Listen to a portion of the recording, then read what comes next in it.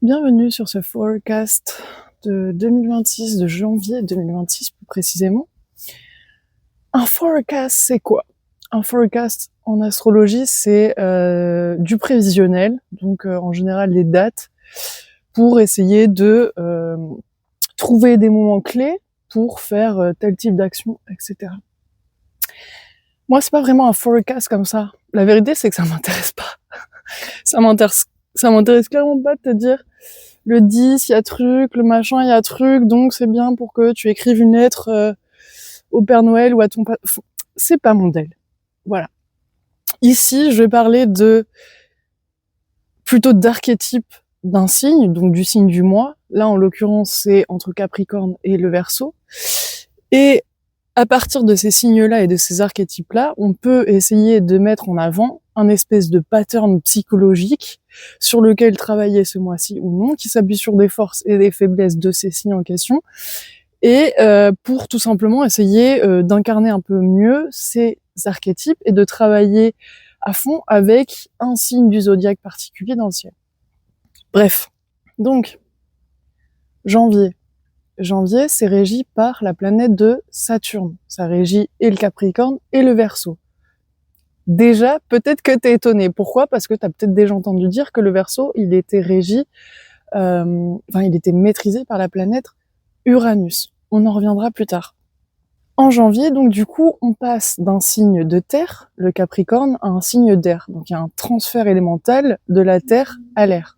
Et donc finalement, ça me fait penser à que ce passage de la Terre, donc de tout ce qui est un peu matériel et concret et pragmatique à l'air, qui est plus intellectuel, flexible et versatile, on va prendre tout ce qui a été emmagasiné en terre et on va l'intellectualiser.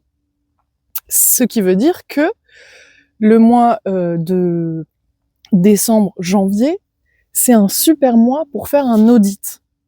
Un audit, c'est un peu tout le brainstorming, tout le récapitulatif de cette année. Pourquoi? Parce que c'est le premier mois de l'année, et donc c'est intéressant de faire un récap, de voir ce qu'on veut prendre, de voir ce qu'on veut garder, donc de tout ce qui est cette matière, qu'est-ce que l'on en fait, qu'est-ce que, quand on vient réfléchir, intellectualiser cette matière, cette concrétisation, ce que l'on a réalisé, nos objectifs, et aussi ce qui n'est plus aligné avec nous, on va l'intellectualiser, on va faire un audit. Ça peut être un audit spirituel et comportemental. Hein. Et donc en fait, c'est ça, c'est un mois où tout devient plus audible de l'audition. Hein. Donc on est plus à même à réformer, à regarder ce qui marche, ce qui ne marche plus. C'est ça un audit, en fait. Pourquoi je parle d'audit? Et pourquoi j'ai précisé Saturne au début? Parce que cette planète Saturne, traditionnellement, elle régit aussi le Verseau que le Capricorne. Et Saturne, c'est la planète du temps et du karma. Pas le temps abstrait, hein. C'est pas le temps abstrait. C'est qu'est-ce que tu fais avec le temps? Qu'est-ce que tu fais avec ce que tu as déjà? La Terre, Capricorne. Qu'est-ce que tu as? Et qu'est-ce que tu en fais? Ok? Ça, c'est Saturne dans le Capricorne, dans la Terre. Parce que Saturne, en fait, souvent, elle est mal comprise. Souvent, on a peur de Saturne parce qu'on entend que c'est une planète de restriction, de délai, qui nous fait bosser. Mais en fait, Saturne, certes, il faut bosser un petit peu, mais ça montre aussi des capacités que tu as déjà en toi. Elles sont déjà là. Il faut la réveiller. Et c'est ce qui nous demande un petit peu de travail, mais ça indique ton potentiel clé. C'est-à-dire qu'une fois que t'as démarché Saturne, une fois que tu marches avec elle main dans la main, ce truc dont elle te parle dans ton thème astral, tu l'as en toi. Il faut simplement venir le réveiller et donc un petit peu dépiocher l'oignon de ce que représente Saturne, ton placement de Saturne. Saturne, elle est pas là pour te punir. Je dis elle parce que c'est une planète, je peux dire il. Saturne, c'est le principe qui nous fait grandir. C'est ça que je disais aussi, parce qu'il y a un petit travail à faire, et donc certes, il y a une évolution, mais c'est quelque chose que l'on est censé déjà incarner et avoir en nous. Donc Saturne, c'est le principe qui nous oblige à grandir individuellement et collectivement. Ce que je relève, moi, pour ce mois-ci, on va dire le pattern psychologique dont j'ai envie de parler, c'est que Saturne, ce mois-ci, nous demande de ne plus nous mentir. Puisqu'on fait un audit, on est obligé d'être sincère. On est obligé de se dire, écoute, tel ou tel truc, j'ai kiffé, par contre ça et ça allait pas. Est-ce que j'ai envie de le garder, ça et ça? Et si j'ai envie de le garder, comment est-ce que je peux réformer? Comment est-ce que je peux m'adapter à cette condition pour pouvoir continuer à évoluer, pour pouvoir continuer à faire ce chemin? On peut pas tricher. Saturne, avec Saturne, on peut pas tricher. Dans tous les cas, on peut pas tricher. Et ça nous demande énormément d'honnêteté avec nous-mêmes. Parce que c'est ça, c'est aussi une confrontation avec la réalité. Tout ce qui est, encore une fois, matériel, pragmatique, tangible, concret, possession actuelle, ou désir, ou objectif. Si tu veux quelque chose, tu peux pas te mentir à toi-même, ou tu peux pas rester dans le déni de, alors que ça te fait pas avancer, finalement. Qu'est-ce que, par exemple, ça pourrait être? Comment ça pourrait se manifester dans la vie quand je te dis, ce mois-ci, travaille sur le fait de ne plus te mentir à toi-même et de ne plus tricher avec toi-même. Qu'est-ce que ça veut dire? Ça veut dire, par exemple, regarder ta fatigue en face.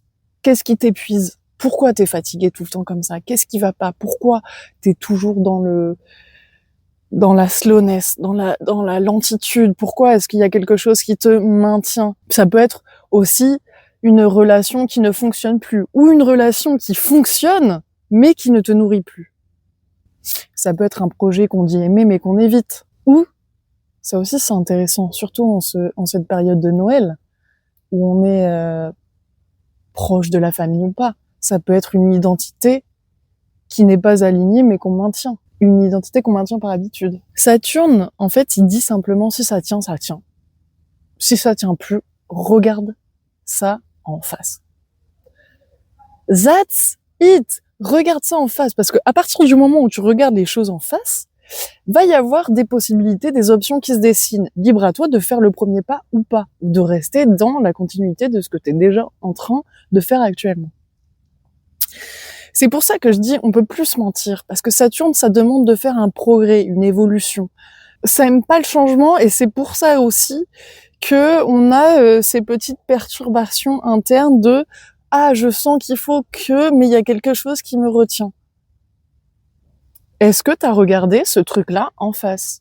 Comment s'exprime Saturne à travers le signe du Capricorne et du Verseau? Saturne en Capricorne, elle dit qui je suis quand je prends pleine responsabilité de mes actes, de ma vie. Alors que Saturne en Verseau, elle dit quelle structure je dois réformer pour que dans le futur, elle soit viable. Parce que peut-être que oui, les fondations que tu as bâties avec le Capricorne, elles t'ont maintenu jusque-là présente. Mais on est des êtres humains. La vie évolue comme la nature et les saisons. Je veux dire, les feuilles, elles tombent au bout d'un moment et après ça repousse. Forcément, pour nous, c'est pareil. Et c'est pour ça que je disais par rapport à la famille, enfin moi, c'est un sujet qui me touche particulièrement. Et j'ai toujours été quelqu'un qui, malgré mes convictions personnelles, a toujours essayé de faire en sorte de bien vouloir plaire à la famille et de correspondre un peu au schéma qui se propage dans ma famille. Or, je vais pas la jouer classique, je suis le petit mouton noir, mais effectivement, on n'est pas pareil. On n'est pas pareil. Et au fil du temps, au fil des années, j'ai épluché l'oignon et je le fais toujours actuellement parce qu'il y a toujours un truc. Il y a toujours un truc.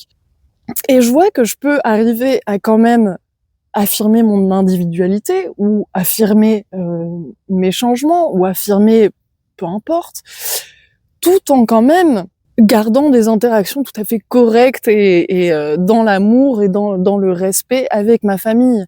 Mais ce que je veux dire, c'est qu'il m'a fallu des années pour déjà prendre conscience de de quelle fondation, de quelle structure avec lesquelles j'opérais moi dans mon comportement, pour ainsi rester dans cette structure qui a été fondée par ma famille. cette mentalité ou cette culture ou cette religion, ou peu importe en fait. Voilà, ça peut être dans le domaine du travail. Je parle de ce qui me touche actuellement. Et je pense que c'est le meilleur des exemples, et tu pourras le relier avec toi, ton exemple ou ta situation de vie, bien évidemment. Par exemple, le travail. J'ai fait plein de travails différents, j'ai vécu dans plein de pays différents, et donc forcément j'ai un petit peu touché à tout. Soit j'étais dans la com, soit on m'a engagée parce que je parlais français et que dans ce pays on parlait pas français. Donc j'ai un petit peu touché à tout, et j'ai jamais été réellement stable dans ma vie professionnelle, puisque j'ai pas gardé un travail plus de X temps, ou je suis pas restée dans le même secteur plus de X temps. Et donc ma famille, qui prône un petit peu cette stabilité et qui ainsi se déplie sur plein d'autres types de stabilité, notamment financière, mentale, enfin voilà, vie de famille, truc, machin, choisir un lieu où t'habites, une maison, il va falloir se décider, ma chérie, t'as bientôt 30 ans, qu'est-ce que tu fous, truc, machin. Et j'étais là, en fait, en fait, c'est une structure que je veux établir dans ma vie, c'est-à-dire la stabilité, oui, je la cherche. Par contre, j'ai pas encore trouvé exactement tous les petites ficelles qui me permettent de me sentir bien dans cette stabilité. Et c'est pour ça que je suis à droite, à gauche, au sud, à l'est et à l'ouest. Et donc je fais cette démarche pour trouver cette stabilité que certes d'autres ne comprennent pas, mais je suis quand même dans un alignement qui ne correspond pas à tout le monde, certes, mais j'ai quand même la ligne directionnelle et je sais ce que je fais au fond de moi, même si ça plaît pas à tout le monde. Donc je suis en train de réformer des structures, de réformer et pas de détruire. C'est ça aussi qu'il faut faire attention avec l'association du Verseau avec Uranus. Le rebelle qui détruit tout, le rebelle qui... le Verseau, ça ne détruit pas pour rien.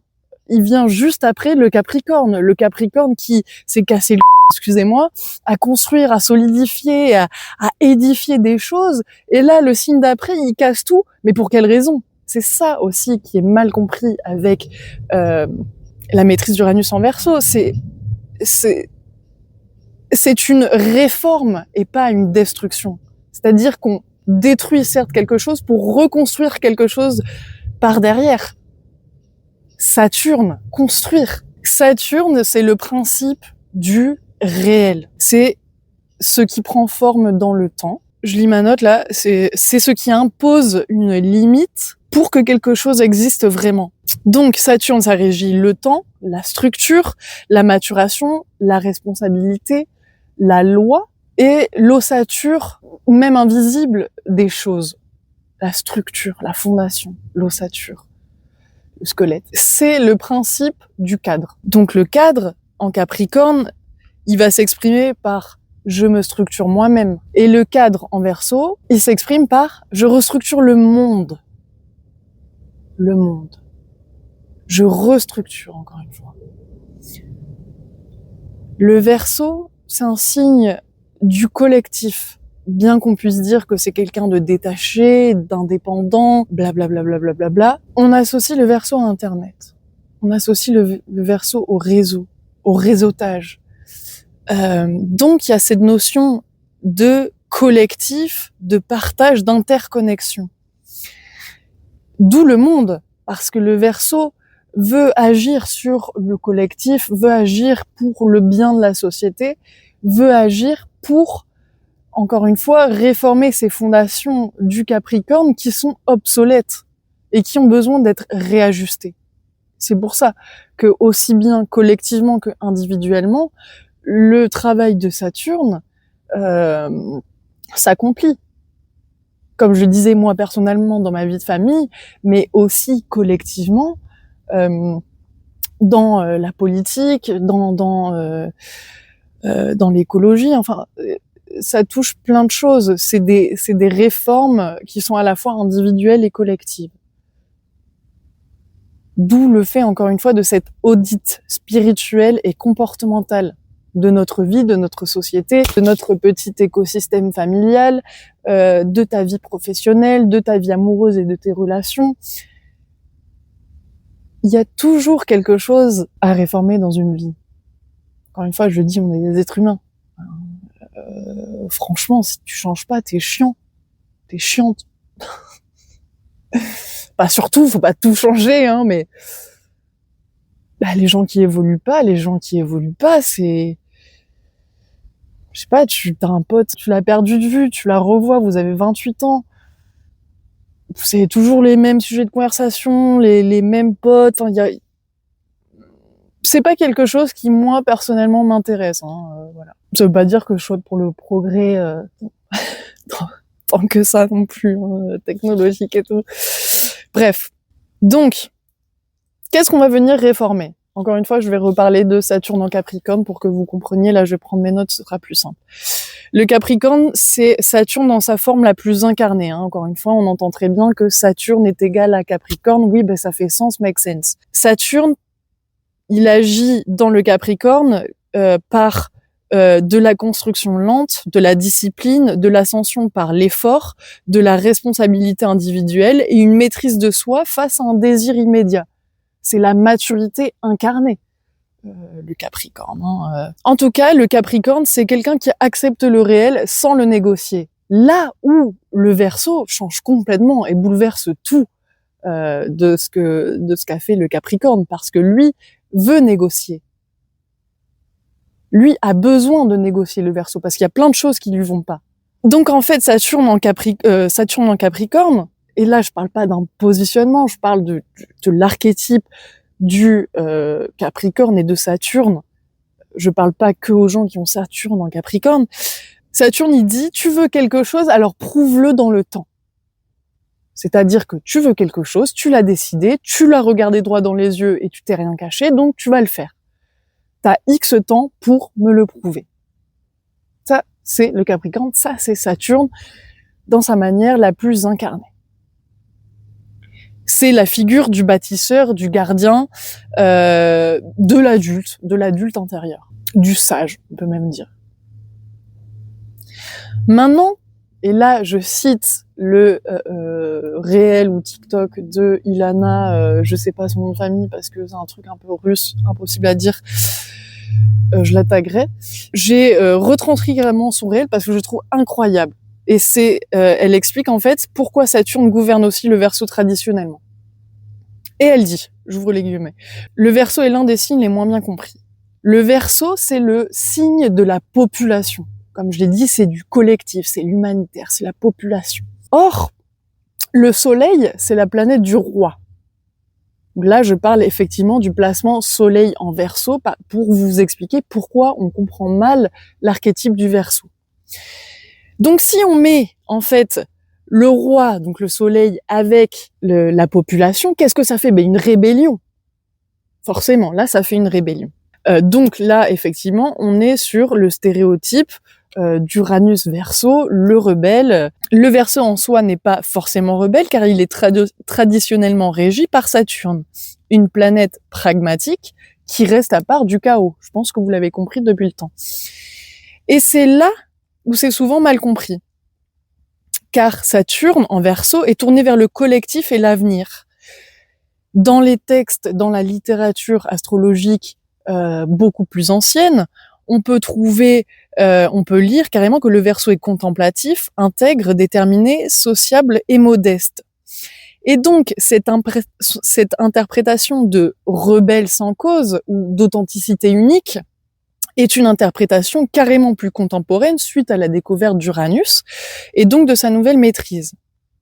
Or, on ne peut pas caractériser un Verseau à chaque fois par l'étiquette du rebelle, car on perd de vue toutes ces petites significations qui ajoutent beaucoup plus de matière à l'heure d'analyser le Verseau, soit dans ton thème, soit de quelqu'un qui est Verseau et que tu connais. Par exemple, si l'on prend Mars en Verseau, ça ne veut pas dire que tu ne feras pas les choses à ta façon comme tu l'entends, si tu as ce placement, parce que Mars, qui est une planète chaude, colérique et de passion, et dans un signe où le Verseau est plutôt cool, détaché et intellectuel, donc finalement le Verseau il n'a pas les outils que Mars requiert, hein, qui est très boosté, et le Verseau qui est beaucoup plus chill, et ça lui donne pas les outils à Mars pour que ce placement s'exprime de manière si indépendante, comme on l'entend, du Verseau. Alors que en fait, tu pourrais également interpréter ce placement de Mars en Verseau par une personne qui n'est pas très compétitive ou qui ne montre pas souvent sa colère, ou bien qui ne se met pas très souvent en colère. Ce qui change tout à fait la donne si on pense à Mars en Verseau, Uranus, donc rebelle, donc oui, ça va fight, ça va faire les manifs, ça va lancer les cocktails Molotov là. Vraiment la différence, elle est folle, hein. Vraiment la différence, elle est folle. Donc, on voit bien que si le Capricorne construit la forme, le Verseau, lui, va plus travailler sur le fond et le système. Il va questionner ce système. Il va questionner la forme que Capricorne a mis en place juste avant.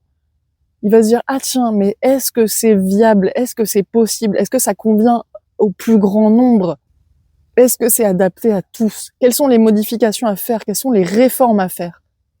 Saturne en Verseau, lui, il agit comme la loi collective, la structure sociale, l'architecture invisible des sociétés, les règles qui organisent le vivre ensemble, et donc qui fait la réforme des structures obsolètes. C'est-à-dire que Saturne en Verseau dit cette structure est-elle encore juste et viable pour le futur? D'où le côté humanitaire, humanitarien, je sais pas comment on dit ce mot, du Verseau. Donc, encore une fois, le Verseau ne détruit pas pour le chaos et la rébellion, il restructure. Il dit ça ne va pas.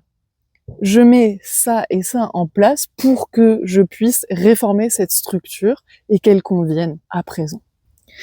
Donc en fait, cet audit à la fois spirituel et comportemental, il nous demande certes de regarder en face et d'assumer ce qui est déjà construit dans notre vie, ce que l'on a déjà, étant donné que le Capricorne, ça peut être un signe extrêmement loyal et fidèle, ça peut être se questionner sur est-ce que l'on joue un rôle? Peut-être que, voilà, par exemple moi, est-ce que je joue un rôle dans ma famille?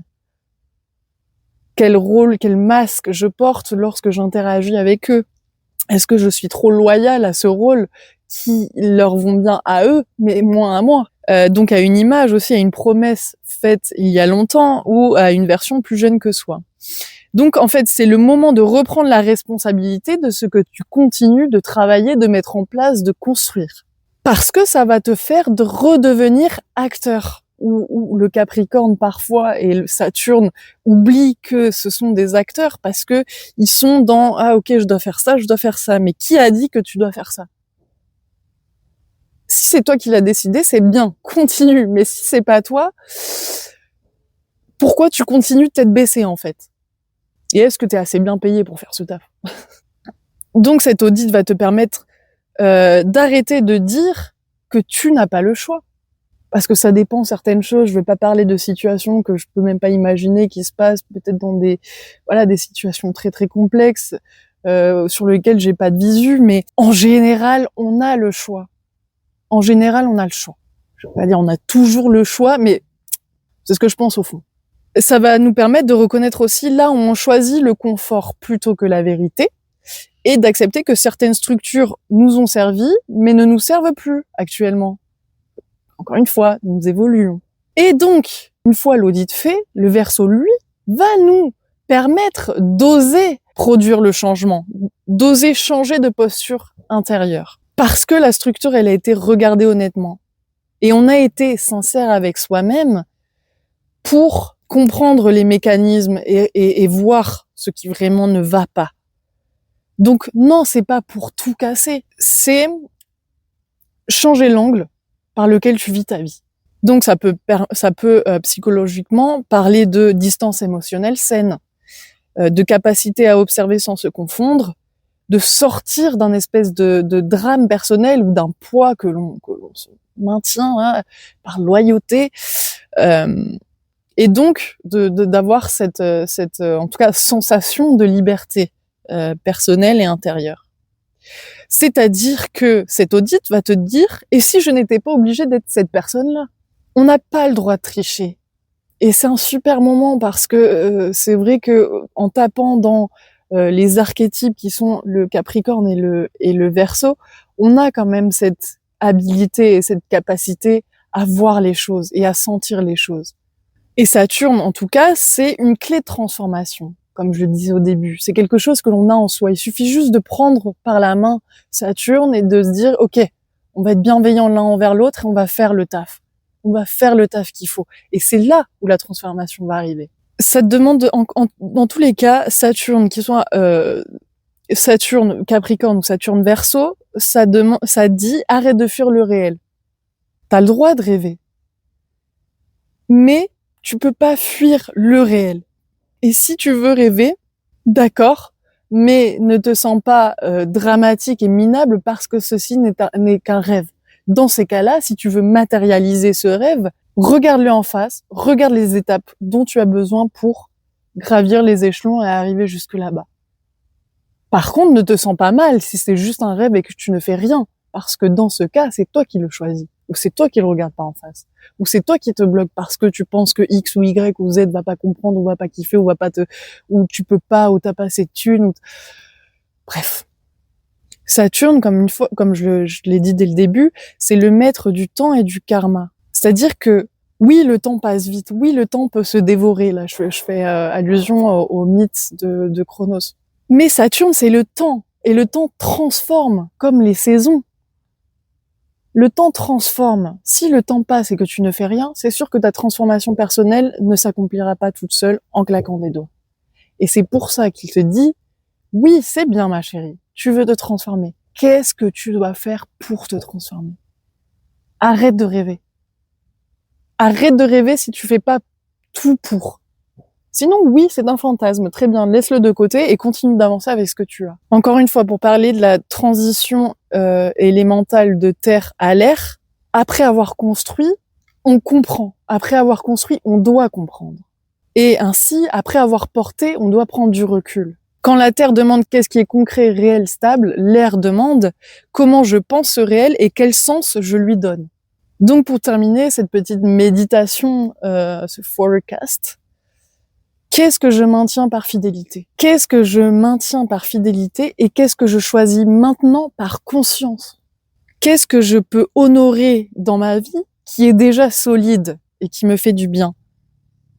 Qu'est-ce que je peux relâcher qui me demande trop d'efforts pour trop peu de vérité interne et d'alignement? Et comment faire un pas vers une structure plus juste, mais pas forcément plus grande, c'est-à-dire step by step. C'est pas parce que c'est l'année 1 en 2026 que tout va se révolutionner comme ça. You gotta work with Saturn. Tu dois faire ton taf avec Saturne. Donc voilà, janvier ne nous demande pas de devenir quelqu'un d'autre.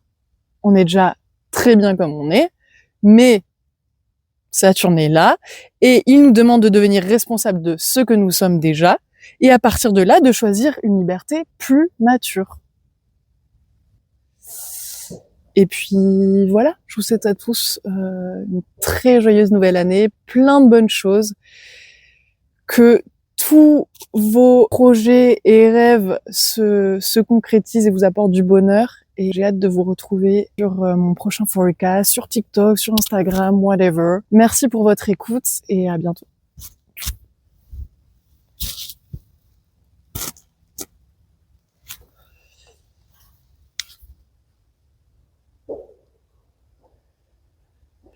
Ciao, ciao!